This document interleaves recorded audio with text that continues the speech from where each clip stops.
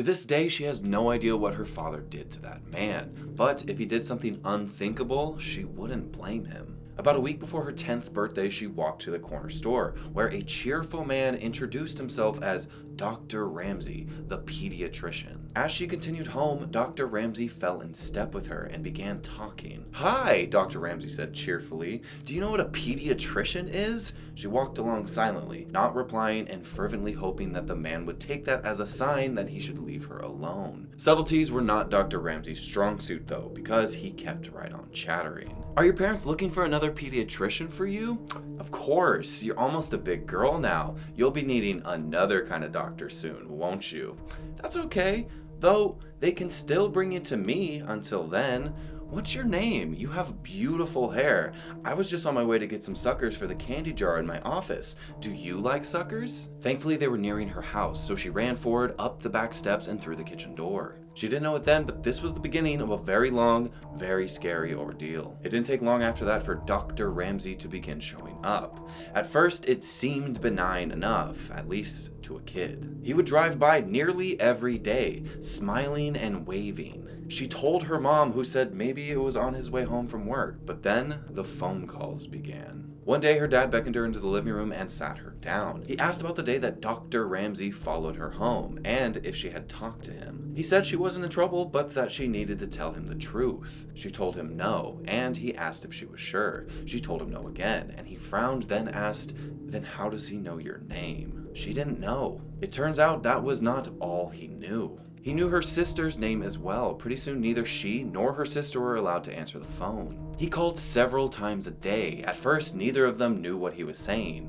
One night, one of her brothers told them that the man on the phone was telling their parents that he was going to hurt her and her sister. But her parents never confirmed this. Her dad called the police, but this was way before there were any stalking laws. There was not a lot they could do. They told her parents to call back if he tried anything. Her dad then called a friend of his from back in the day who happened to be a cop. To ensure her safety, her dad's friend, the police officer, escorted her to and from school for the next month. Until suddenly, life as they knew it came to a screeching halt. She couldn't walk to school alone. She couldn't play outside. She couldn't even walk to 7-Eleven. When the access to her was completely denied, things escalated. It was around this time Dr. Ramsey began threatening her sister as well. Then one afternoon, her sister, two of her brothers, her mom, and her were all in the kitchen. One of her brothers saw a glimpse of someone out in the garage. They all had seen him too.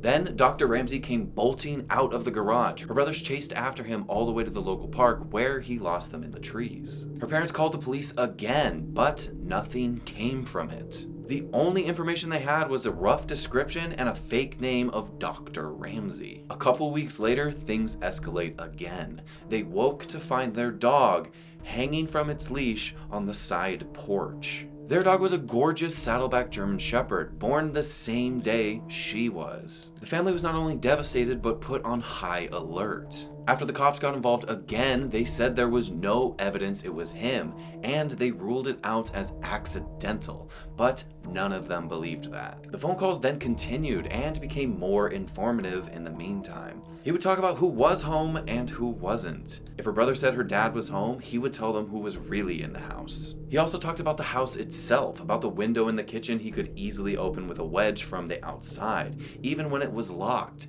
and about the French doors that connected the living room to the side porch, and how the lock could be opened from the outside if you jiggled it just right. That night, her dad put in some carpenter nails at the bottom of the French doors until he could get a new lock ordered. Then one night, her parents went to a company event for her dad's work. Her older brothers were at the local roller skating rink. Her sister was on the phone with her best friend, and her little brother was asleep on the floor. Everyone was doing their own thing while she peacefully watched television. Suddenly, the top of the French door swung inward, and in a few milliseconds before the nails at the bottom caused them to snap back, she could see a silhouette. Her sister whipped the phone at the television and they ran upstairs. About halfway up, they realized that their little brother was still asleep on the living room floor. As quietly as they could, they slipped back downstairs to get him. They all then went into her room and didn't turn the light on. This way, they could see outside. They watched out the window for a while, and when they couldn't see him, they crept down the hall to their brother's room to look. From that window, they looked down and they could see someone standing at the back door. He knocked loudly. "What do you want?" her sister called from out the window. The man stepped back and said, "Is this the Mercy residence? I have a pizza for delivery. Can you come to the door?"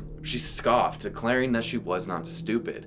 "I can see you don't have a pizza, and I'm calling the cops," she said. And just like that, he turned around and left. A short while later, her brothers returned. They told the brothers what had happened, and they decided to then patrol the backyard. After not finding anything, they came back in and things settled down. By now, they'd pretty much given up calling the cops because it never helped. So they just went back in, each of them carrying a knife from the kitchen just in case. Eventually, she decided to go into the kitchen to get a bowl of cereal and a snack. But you know that sensation when you can just feel somebody watching you? Yeah, she had that in spades. She kept looking around the kitchen, through the doorway into the dining room, at the windows. She didn't see anything, but she could still feel eyes on her. So she went closer to the door to try and see better.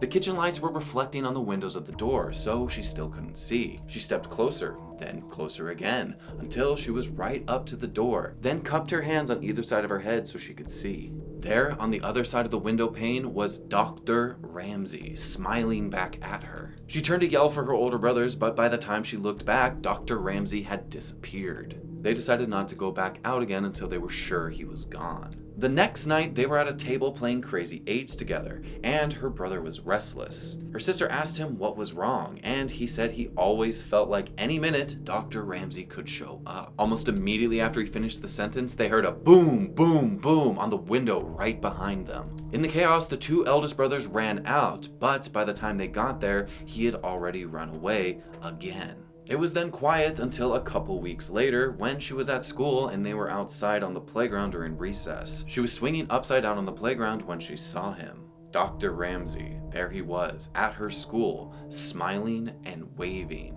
He called out her name and she ran immediately to her teacher and told her. The school had been told everything about him and she took her inside right away and called her mom. But that's not all. That same day, her mom had gotten a call from the school office asking her to verify that her dad was picking her up, as apparently he had called to say he was on his way. He never called. Not long after that, she woke up one night thirsty. She went down to the kitchen for a drink, and there, sitting alone in the dark, was her dad. On the table next to him, he had his 9mm. He was tired of the police waiting until Dr. Ramsey tried something. He was tired of his children being terrorized. He was tired of being afraid every time he left for work that something would happen to them while he was gone. He sat with her for a time, watching outside before he sent her back to bed. As suddenly as the torment began, it ended.